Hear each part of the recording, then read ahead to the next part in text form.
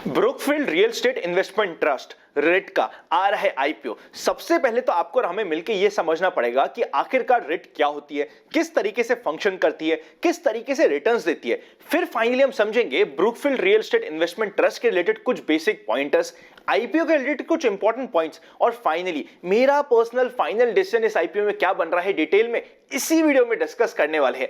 मेरा नाम है Anant Ladda, CFA CA CFP LLB. Open for all Telegram का अगर अभी तक आप पार्ट नहीं बने सीधा डिस्क्रिप्शन में आपको लिंक मिल ही जाएगा, वरना आप सीधा टेलीग्राम पे जाके भी इन्वेस्ट आज फॉर कल सर्च करेंगे तो आपको ये ओपन फॉर ऑल चैनल मिल जाएगा जिसमें 1 लाख से ऊपर मेंबर्स पार्ट बन चुके हैं। लगे यूजफुल तो आप भी इसका पार्ट बन सकते हैं। फ्रॉड चैनल से बच के रहिएगा, काफी सारे फ्रॉड चैनल भी है। ओरिजिनल पे आपको 1 लाख से ऊपर मेंबर्स पार्ट मिल जाएंगे।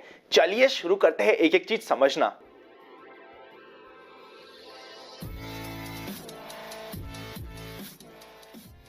सबसे पहले हम यह समझते हैं कि real estate investment trust rate आखिरकार होता ही क्या है। देखिए, रेट होता है ना, उसको अगर आप शेयर्स कैसे ट्रीट करेंगे तो ये गलत इंटरप्रिटेशन हो जाएगा। ये होता है एक म्यूचुअल फंड। इससे पहले कि हम रेट को क्लैरिफाई करें, म्यूचुअल फंड समझना जरूरी है। म्यूचुअल फंड क्या होता है? छोटे छोटे रिटेल इन्वेस्टर अपना पैसा एक म्यूचुअल फंड हाउस को देते हैं। म्यूचुअल फंड हाउस अपने इन्वेस्टर्स के ब्याज पे आगे इन्वेस्ट करता है अकॉर्डिंग टू ऑब्जेक्टिव। ऑब्जेक्टिव हो सकता है डेट, लिक्विड, गोल्ड, इक्विटी, जो भी ऑब्जेक्टिव होगा उसके अकॉर्डिंग इन्वेस्टमेंट करेगा।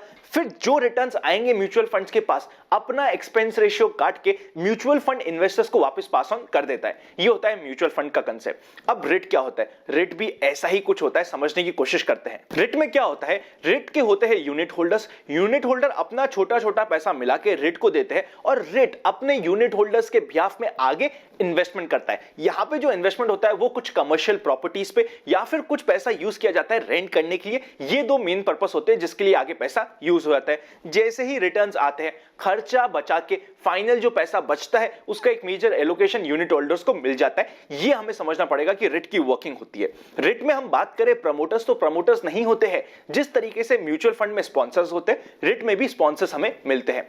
उसी के साथ साथ हम बात करें रेट की क्या क्या इनकम हो सकती है। 3 मेजर इनकम होती है। सबसे पहली इनकम तो ये, जो पैसा कलेक्ट हुआ उसको कलेक्ट करके आगे एक प्रॉपर्टी खरीदे, प्रॉपर्टी को आगे रेंट पे दे दे, जो रेंटल इनकम आए वो यूनिट होल्डर्स को पास ऑन कर दे। ये होती है सबसे मेजर और पहली इनकम जो किसी भी रेट की होती है। सेकेंड इनकम क्या होती है? सेकेंड इनकम क्या होती है? Instead of buying the property themselves, वो क्या कर सकते हैं? एक स्पेशल पर्पस व्हीकल, एक अलग एंटिटी बना सकते हैं। एंटिटी बना के सेपरेट उसको उधार पे पैसा दे सकते हैं और जो एंटिटी को उधार पे देंगे वो आगे प्रॉपर्टी खरीदेगी, रेंट पे लगाएगी। जो एसपीवी हुआ उसकी तो इनकम होने वाली है रेंटल इनकम, पर एसपीवी को जो पैसा मिला है उस पे ब्याज एक फिक्स्ड रेट ऑफ इंटरेस्ट ही देने वाली है रेट को, और ये सेकेंड इनकम हो जाती है किसी भी रेट की इंटरेस्ट इनकम जो उन्होंने आगे पैसा उधार पे दिया है। और थर्ड और फाइनल इनकम हो सकती है मार्केट में अगर प्राइस बढ़ जाए। सपोज ये रेट जैसे कि मार्केट में लिस्ट होती है, इससे पहले 2 रेट आप सभी को पता है जो मार्केट में ऑलरेडी लिस्टेड है, माइंडस्पेस या फिर हो एम्बेसी। माइंडस्पेस का आईपीओ तो वेरी रिसेंटली आया था, तो आई एम वेरी श्योर आपके कंसेप्ट तो वैसे भी क्लियर होंगे। जिस तरीके से माइंडस्पेस आईपीओ का प्राइस अगर शेयर मार्केट में बढ़े तो गेन होता है यूनिट होल्डर्स को, वैसे ही इस रेट में ये थर्ड टाइप ऑफ गेन होने वाला है। समराइज करें 3 टाइप ऑफ गेन्स की, तो पहला होता है रेंटल इनकम, दूसरा होता है इंटरेस्ट इनकम और तीसरा होता है मार्केट के फ्लक्चुएशंस में अगर शेयर मार्केट हमारी एक्सपेक्टेड डायरेक्शन में बढ़ता है तो हमें फायदा हो सकता है। और ये 3 मेजर इनकम हो गई है। रेट की एक और मेजर पॉइंट ये होता है कि रेट का 90% ऑफ द टोटल इनकम जितनी भी अर्निंग होती है नेट ऑफ एक्सपेंसेस, वो इसे अपने यूनिट होल्डर्स को पास ऑन करना कंपलसरी होता है। चलिए अब ब्रुकफील्ड रेट से रिलेटेड कुछ इंपॉर्टेंट पॉइंट समझना शुरू करते हैं। सबसे पहली बात करी जाए Brookfield real estate investment trust की, इसकी प्रॉपर्टीज होने वाली है मुंबई, नोएडा, गुरुग्राम, उसी के साथ साथ कोलकाता में। मतलब काफी अच्छी सिटीज में इसकी प्रॉपर्टीज आज के दिन पे है। प्रोजेक्ट हम समझे कि बहुत ज्यादा है तो ऐसा नहीं है, बहुत लिमिटेड प्रोजेक्ट्स है, बट लोकेशंस काफी अच्छी है। ऑक्यूपेंसी रेट मतलब हमने प्रॉपर्टी खरीद तो ली, वो प्रॉपर्टी आखिरकार कितने समय तक ऑक्यूपाई हो पा रही है उसकी बात करी जाए तो इस कंपनी की रफली 92% की ऑक्यूपेंसी रेट है। 85% के ऊपर की ऑक्यूपेंसी रेट को अच्छा माना जाता है। उसी के साथ साथ इस कंपनी के ट्रस्टी की बात करी जाए तो ब्रुकफील्ड एसेट मैनेजमेंट जो एक वेल नोन नेम है स्पेशली ऑल्टरनेट एसेट्स में ऑल ओवर द वर्ल्ड, वो इसके स्पॉन्सर्स है, तो ये एक पॉजिटिव पॉइंट हो जाता है। अगर इस रेट के कस्टमर्स की क्लाइंट बेस की बात करें तो काफी बेहतरीन और काफी internationally well known client base है, चाहे वो Barclays, bank of America, Accenture, TCS या फिर वो आरबीएस, काफी अच्छा क्लाइंट बेस इस कंपनी के पास ऑलरेडी हो चुका है।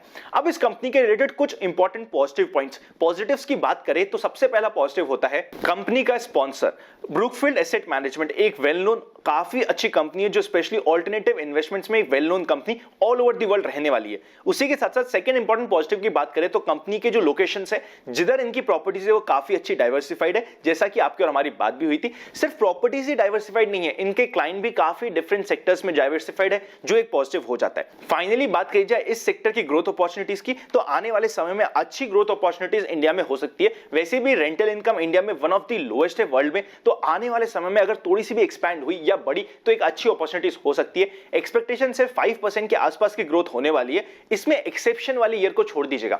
मतलब 2020 जिस समय कोविड था, फर्स्ट 6 मंथ्स में जो हम ग्रोथ की बात करें तो नेगेटिव 26% थी। वो इसलिए थी because of the but obvious reason, जो आपको भी पता है, हमें भी पता है, कोविड, लॉकडाउन। बट उसके अलावा ओवरऑल बात करी जाए तो एक अच्छी ग्रोथ अपॉर्चुनिटीज के साथ ही कंपनी हमारे सामने आती है। कंपनी का मैनेजमेंट ऑब्वियसली काफी अच्छा है, और क्योंकि इनका स्पॉन्सर बहुत अच्छा है, काफी ज्यादा इनको मैनेजरियल सपोर्ट मिल जाता है। कंपनी के नेगेटिव्स की बात करें, देखिए नेगेटिव के बात करे बिना अगर हम आगे बढ़ जाए तो वो गलत हो जाएगा। सबसे पहले कंपनी का नेगेटिव होता है इसके फाइनेंशियल्स। आप इधर चेकआउट कर सकते हैं, टोटल एसेट्स 48,000 मिलियन से बढ़ते बढ़ते सिर्फ और सिर्फ 51,000 मिलियन भी बढ़ा है, तो काफी स्लो ग्रोइंग इसके एसेट्स है। वैसे भी किसी भी रेट के लिए सबसे इंपॉर्टेंट होता है एसेट और उनके एसेट्स की ग्रोइंग रेट। इस कंपनी के एसेट्स की ग्रोइंग रेट आज के दिन थोड़ी कम है, जो हमारे लिए एक थोड़ा सा कॉशियस पॉइंट हो जाता है। रेवेन्यू की बात करें तो अगेन रेवेन्यू में ग्रोथ काफी सिग्निफिकेंट नहीं मिली है। हमें पता है अभी कोविड का रीजन था, लॉकडाउन का रीजन था, बट उसके बाद भी कंपैरेटिवली हम बात करें दूसरी रेट्स की, वहां पे ग्रोथ हमें अच्छी मिली है।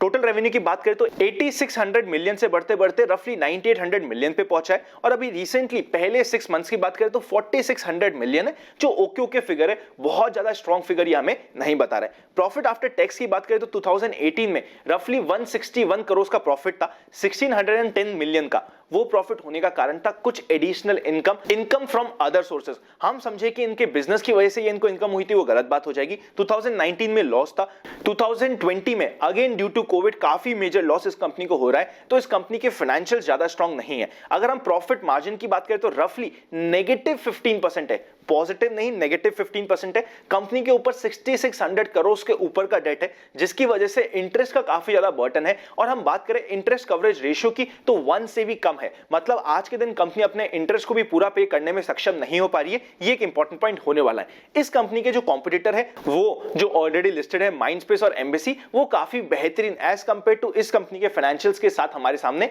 आई थी। कंपनी के ऑब्जेक्टिव की बात करें तो बट ऑब्वियस, सबसे पहले तो कंपनी अपना डेट पे करेगी, और जो इसके लिए एक बहुत बड़ा बर्डन अभी है भी सही। सेकंड, जैसा कि आप सभी जानते हैं, जनरल कॉर्पोरेट पर्पसेस हर समय ये होता है। आईपीओ की डेट की बात करी जाए तो 3 फेब, मतलब कि आज से आईपीओ खुलेगा, 5 फेब लास्ट डेट होने वाली है। अलॉटमेंट फाइनल होगा 11 फेब को। रिफंड, अगर आपको अलॉटमेंट नहीं मिला है तो रिफंड स्टार्ट हो जाएगा 12 फेब से। ध्यान से समझिएगा, 12 फेब से स्टार्ट होता है। एट टाइम्स थोड़ा सा टाइम लग जाता है, 2 से 3 दिन लग जाते हैं, तो ज्यादा टेंशन लेने की जरूरत नहीं है। शेयर्स क्रेडिट होंगे 12 फेब को, और लिस्टिंग होगी 17 फेब को। ये सारी इंपॉर्टेंट डेट्स हो जाती है। अगर हम लॉट की बात करें तो 200 यूनिट्स का एक लॉट होने वाला है, रफली 55,000 का एक लॉट यहां पे हो जाएगा।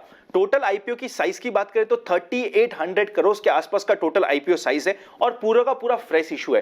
कोई भी एग्जिस्टिंग ओनर अपना पैसा बांट के नहीं जा रहे, और वैसे भी ये आईपीओ की साइज, हम वैसे बोला जाए ना, इसे आईपीओ से ज्यादा हमें एनएफओ के जैसे कंसीडर करना चाहिए, न्यू फंड ऑफर, क्योंकि रेट, जैसा कि आपकी हमारी बात भी हुई, एक म्यूचुअल फंड के जैसे काम होता है, और यहां पे शेयर्स की जगह हमें यूनिट्स मिलते हैं। ये चीज हमें समझना जरूरी है।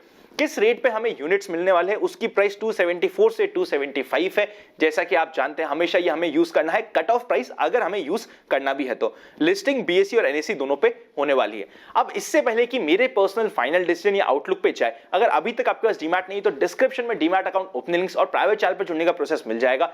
लगे यूजफुल तो डीमैट खुला के आप प्राइवेट चैनल का पार्ट बन सकते हैं, वरना लगे यूजफुल तो आप ज्वाइन बटन मेंबरशिप भी कंसिडर कर सकते हैं। काफी एडिशनल अपडेट, काफी एडिशनल चीजें मेंबर्स को लाइव मार्केट में सिखाने की कोशिश करते हैं। चलिए इस आईपीओ के रिलेटेड बेसिक आउटलुक को समझने की कोशिश करते हैं। देखिए, अगर हमारा कोई भी इन्वेस्टमेंट प्रॉपर्टी में नहीं हो रखा, या हम डायरेक्ट फिजिकल प्रॉपर्टी में इन्वेस्टमेंट नहीं करते, हमारा ऑलमोस्ट जीरो इन्वेस्टमेंट है, तभी हमें किसी भी रिट को लेने की सोचना चाहिए। हम जस्ट इसे किसी भी शेयर के जैसे कंसीडर करें तो ये आपके लिए और हमारे लिए बैकफायर हो सकता है। मेरी पर्सनल बात करी जाए तो मैं पर्सनली रेट में इन्वेस्टमेंट नहीं करता, क्योंकि मैं डायरेक्ट प्रॉपर्टी में इन्वेस्टमेंट करता हूं। मेरा एक्सपोजर प्रॉपर्टी में, रियल एस्टेट में डायरेक्टली हो जाता है। क्योंकि वो एक्सपोजर डायरेक्टली हो जाता है तो मुझे रेट की रिक्वायरमेंट नहीं है। उसी के साथ साथ इस आईपीओ की बात करी जाए तो इसमें लिस्टिंग गेन की एक्सपेक्टेशंस है, पर बहुत मेजर लिस्टिंग गेन जैसे कि इंडिगो पेंट्स में हुआ था वैसी एक्सपेक्टेशंस नहीं है। रफली 10% के आसपास की लिस्टिंग गेन्स यहां पे हो सकता है, बट इससे हमें नॉर्मल आईपीओ के जैसे कंसीडर नहीं करना चाहिए। आपको अपना पर्सनल एक्सपोजर कंसीडर करना चाहिए कि क्या आप डायरेक्ट प्रॉपर्टी में इन्वेस्टमेंट करते भी है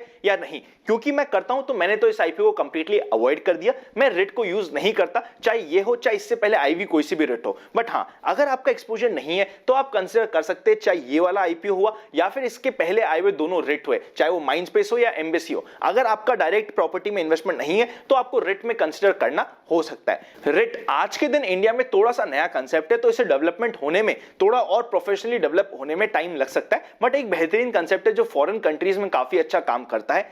आने वाले समय में हो सकता है इंडिया में भी काफी ग्रो कर जाए। अभी इतना ग्रो नहीं किया या इसका इतना स्कोप नहीं है, ये आपको और हमें समझना जरूरी है। अगर ये वीडियो अच्छा लगे तो लाइक करे बिना मत जाइएगा। चैनल को सब्सक्राइब, बेल आइकन क्लिक नहीं किया तो कोई इंपॉर्टेंट वीडियो मिस हो जाएगा। उसी के साथ साथ अपने 5 दोस्तों के साथ जल्दी से इस वीडियो को शेयर करना मत भूलिएगा। Happy investing and I will see you very soon.